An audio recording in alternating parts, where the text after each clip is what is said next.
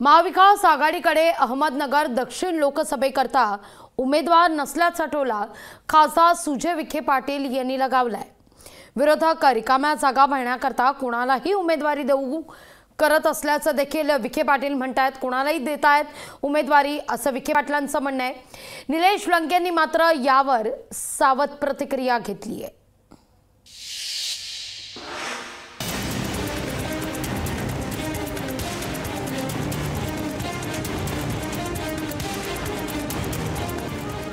अहमदनगर दक्षिण लोकसभा मतदारसंघावरून आता सांगली झुंपली आहे। सुजय विखेंना राष्ट्रवादीकडून होणाऱ्या विरोधाला पवार गटानं हवा दिली आहे। पवार गटाचे खासदार अमोल कोल्हेंनी नगरमध्ये येऊन राष्ट्रवादीचे आमदार निलेश लंकेंनी हातात तुतारी घ्यावी असं आवाहन केलं।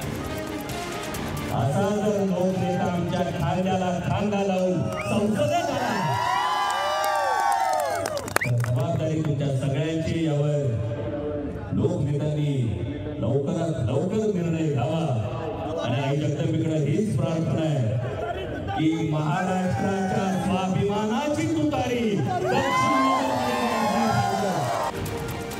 निलेश लंके यांनी पवार गटाची ऑफर थेट धुडकावून लावली नाही, पण त्यांनी पर्याय खुला असल्याचे संकेत देऊन टाकले आहेत। लोकसभा आले मोठा विषय, काहीतरी 6-7 तालुक्यांचा मतदारसंघ असतो आणि इतका मोठा मतदारसंघ म्हणल्यानंतर आता आमच्यासारख्या छोट्या कार्यकर्ते इतका मोठा विचार काही करीत नाही ना इतक्या लवकर।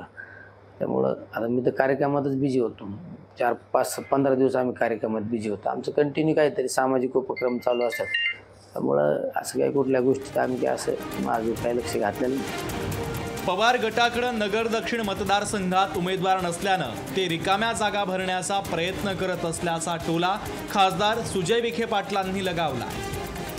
त्यांना कोणीही भेटत नसल्या कारणाने वारंवार तुम्ही या अशा प्रकारचे प्रलोभन दाखवण्याशिवाय त्यांना पलीकडे काही पर्याय सुद्धा राहिलेला नाही। अमोल कोल्हेंच्या इन्व्हिटेशनला काही मी फार किंमत देत नाही।